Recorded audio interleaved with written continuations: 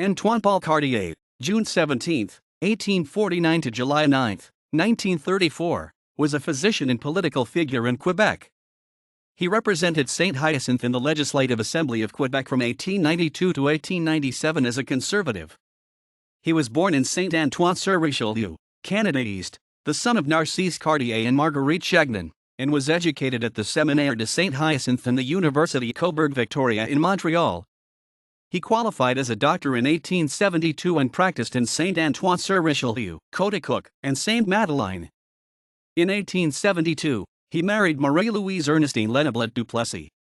Cartier was mayor of Sainte-Madeleine from 1903 to 1912 and also served as warden for Saint-Hyacinthe County. He was defeated when he ran for re-election in 1897 and also ran unsuccessfully for a federal seat in 1900 and 1908. Cartier died in Saint-Hyacinthe at the age of 85 and was buried in Sainte-Madeleine. Georges-Étienne Cartier was his great-uncle. A son, Jacques Narcisse Cartier, served as an airman in the First World War.